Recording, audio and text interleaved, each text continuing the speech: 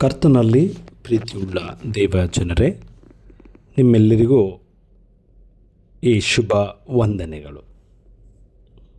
ಇವತ್ತಿಗೆ ಆಯ್ದುಕೊಂಡಂಥ ದೇವರ ವಾಕ್ಯದ ಭಾಗವು ಅದು ಯೆಶಾಯನ ಪ್ರವಾದನೆಯ ಗ್ರಂಥ 32ನೇ ಅಧ್ಯಾಯ 16ನೇ ವಚನ. ಅಲ್ಲಿ ಹೀಗೆ ಬರೆಯಲ್ಪಟ್ಟಿದೆ: ನ್ಯಾಯವು ಅಡವಿಯಲ್ಲಿಯೂ ನೆಲೆಗೊಳ್ಳುವುದು, ಧರ್ಮವು ತೋಟದಲ್ಲಿ ಇದ್ದೇ ಇರುವುದು.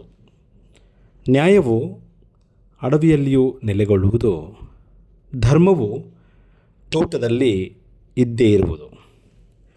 Then justice will dwell in the wilderness and righteousness remain in the fruitful field. ಈ ವಾಕ್ಯದ ಸಂದೇಶದಲ್ಲಿ ನ್ಯಾಯ ಮತ್ತು ಧರ್ಮ ಎಂಬ ಎರಡು ಸದಾಚಾರಗಳ ಕುರಿತು ನಮ್ಮೊಂದಿಗೆ ಮಾತನಾಡುತ್ತದೆ. ನ್ಯಾಯ ಮತ್ತು ಧರ್ಮ, ಜಸ್ಟಿಸ್ ಆ್ಯಂಡ್ ರೈಚಸ್ನೆಸ್, ಮಾನವ ಜೀವನದಲ್ಲಿ ಸ್ವಸ್ಥ ಸಮಾಜವಾಗಲು ಅಥವಾ ಸುಭದ್ರ ಸಮಾಜವಾಗಿ ನಿರ್ಮಿಸಲು ಮಾನವರಲ್ಲಿ ಇರಬೇಕಾಗಿದೆ. ಕೆಲವೊಮ್ಮೆ ದೇವರ ಸೃಷ್ಟಿಗಳಾದಂಥ ನಾವು ನ್ಯಾಯದ ಬದಲು ಅನ್ಯಾಯದಲ್ಲೇ ತೊಡಗುತ್ತೇವೆ. ಧರ್ಮದ ಬದಲು ಅಧರ್ಮದಲ್ಲೇ ಜೀವಿಸುತ್ತೇವೆ. ದೇವರು ಸೃಷ್ಟಿಕರ್ತ ಮಾತ್ರವಲ್ಲದೆ ನಮ್ಮ ದೇವರು ನ್ಯಾಯದ ಹಾಗೂ ಧರ್ಮದ ದೇವರಾಗಿದ್ದಾನೆ. ಆತನ ಸೃಷ್ಟಿಗಳಾದಂಥ ನಾವು ಕೂಡ ನಮ್ಮೊಳಗೆ ಕೂಡ ನ್ಯಾಯ ಮತ್ತು ಧರ್ಮ ಇಲ್ಲದಾಗ ದೇವರು ನೊಂದುಕೊಳ್ಳುತ್ತಾನೆ.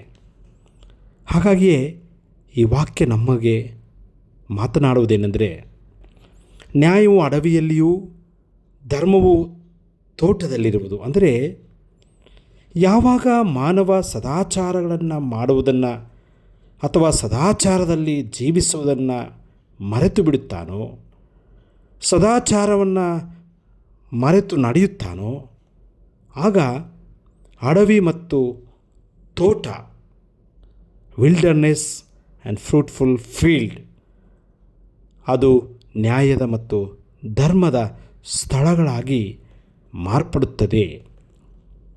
ಅಂದರೆ ಅಡವಿ ಮತ್ತು ತೋಟ ನಿರ್ಜನ ಸ್ಥಳಗಳು.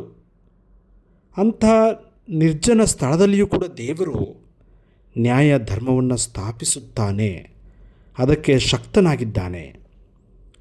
ಈ ವಿಶ್ವದೊಳಗೆ ದೇವರು ಸಮೃದ್ಧಿಯನ್ನು, ಶಾಂತಿಯನ್ನು ಆತನು ತರುತ್ತಾನೆ.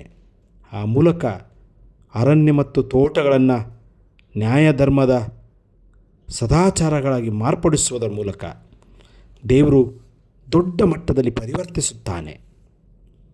ಅನ್ಯಾಯ, ಅಧರ್ಮವೆಂಬ ಅವ್ಯವಸ್ಥೆಯ ಮಧ್ಯದಲ್ಲಿ ದೇವರ ಸದಾಚಾರ ಮೇಲುಗೈ ಸಾಧಿಸುತ್ತದೆ.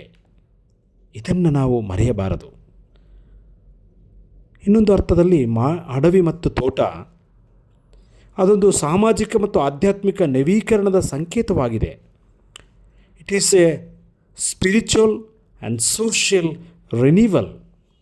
ಅಡವಿ ಮತ್ತು ತೋಟ ಬಂಜರು ಪ್ರದೇಶಗಳಾಗಿದ್ದರೂ ಕೂಡ ದೇವರು ಅಲ್ಲಿ ಫಲವತ್ತಾದಂಥ ತೋಟಗಳಾಗಿ ನಿರ್ಮಿಸುತ್ತಾನೆ ಎಂಬಂಥ ಭರವಸೆಯಲ್ಲಿದೆ. ಅರಣ್ಯ ಎಂಬುದಾಗಿ ಹೇಳುವಾಗ ಆಧ್ಯಾತ್ಮಿಕ ಅವ್ಯವಸ್ಥೆಗಳಿವೆಯೋ, ನಮ್ಮೊಳಗೆ ಆಧ್ಯಾತ್ಮಿಕ ಬಂಜರುತನವಿದೆಯೋ, ದೇವರ ವಾಕ್ಯ ನಮಗೆ ಕರೆ ಕೊಡುವುದೇನೆಂದರೆ, ಶಾಂತಿ ಮತ್ತು ನ್ಯಾಯ ಧರ್ಮದ ಮೂಲಕ, ಸದಾಚಾರಗಳ ಮೂಲಕ ಫಲವತ್ತಾದಂಥ ವಲಯಗಳು ನಾವಾಗಬೇಕು. ದೇವರು ರೂಪಾಂತರ ಪಡಿಸುತ್ತಾನೆ. ಇಂಥ ನ್ಯಾಯ ಮತ್ತು ಸದಾಚಾರದಿಂದ ನಾವು ಬಾಳೋಣ. ದೇವರ ವಾಕ್ಯದ ಮೂಲಕ ನಮ್ಮನ್ನು ಆಶೀರ್ವಾದ ಮಾಡಲಿ. ಆಮೇನ್. ಪ್ರಾರ್ಥನೆ ಮಾಡೋಣ. ಕೃಪಾಳು ದೇವರೇ, ಅನೇಕ ವೇಳೆ ನಾವು ನ್ಯಾಯವನ್ನು ಮರೆತು ಜೀವಿಸಿದ್ದೇವೆ, ಅನ್ಯಾಯದಲ್ಲೇ ಬದುಕಿದ್ದೇವೆ. ಧರ್ಮವನ್ನು ನಾವು ಮರೆತೆವು ಸ್ವಾಮಿ. ಕಣ್ಣಿದ್ದರೂ ಕುರುಡರಾಗಿ ನಾವು ವರ್ತಿಸಿದೆವು. ನಮ್ಮನ್ನು ಕ್ಷಮಿಸು. ನೀನು ನ್ಯಾಯದ ದೇವರು, ಧರ್ಮದ ದೇವರು ಸ್ವಾಮಿ. ನಿನ್ನ ಸೃಷ್ಟಿಗಳಾದಂಥ ನಾವು ಕೂಡ ನಿನ್ನ ಧರ್ಮದಲ್ಲಿ, ನ್ಯಾಯದಲ್ಲಿ ನಾವು ಜೀವಿಸುವಂತೆ ಸಹಾಯ ಮಾಡೋ. ಆ ಮೂಲಕ ಈ ವಿಶ್ವದಲ್ಲಿ ಒಳ್ಳೆಯ ಸದಾಚಾರದಿಂದ ಬದುಕಲು ನಮಗೆ ಕೃಪೆ ಕೊಡು ಸ್ವಾಮಿ. ಈ ಅಡವಿ ಬಂಜರು ಭೂಮಿಯನ್ನೇ ನಿನ್ನ ಆಶೀರ್ವಾದ ನಿಧಿಯಾಗಿ ಮಾರ್ಪಡಿಸುವಂಥ, ರೂಪಿಸುವಂಥ, ರೂಪಾಂತರಪಡಿಸುವಂಥ ದೇವರು ಸ್ವಾಮಿ. ನಾವು ಕೆಲವೊಮ್ಮೆ ಅಡವಿಯಾಗೆ, ತೋಟಗಳಾಗಿದ್ದೆವು ಸ್ವಾಮಿ. ನಮ್ಮನ್ನು ಕ್ಷಮಿಸು. ನಮ್ಮನ್ನು ಪ್ರೀತಿಯ, ನಿನ್ನ ನ್ಯಾಯದ ವಾತಾವರಣದಲ್ಲಿ ನಮ್ಮನ್ನು ಬೆಳೆಸು ಕರ್ತನೆ. ಈ ಹೊತ್ತಾರೆಯಲ್ಲಿ ದೇವ, ನಮ್ಮನ್ನೇ ನಿನಗೆ ಸಮರ್ಪಿಸ್ತೇವೆ, ನಮ್ಮ ಆತ್ಮವನ್ನು ನಿನಗೆ ಸಮರ್ಪಿಸ್ತೇವೆ. ಈ ದಿನವೆಲ್ಲ ನಮ್ಮನ್ನು ಕಾಪಾಡು. ಪ್ರಾರ್ಥನೆ ಕೇಳಿದಕ್ಕಾಗಿ ಸ್ತೋತ್ರ. ನೀನು ಮೆಚ್ಚುವಂಥ ನ್ಯಾಯ, ನೀತಿಯಲ್ಲಿ, ಧರ್ಮದಲ್ಲಿ ನಡೆಯಲು ನಮಗೆ ಬಲ ಕೊಡು. ಯೇಸು ಸ್ವಾಮಿಸಲ್ಲಿ ಪ್ರಾರ್ಥಿಸ್ತೇವೆ ನಮ್ಮ ದೇವರೇ. ಆಮೇನ್.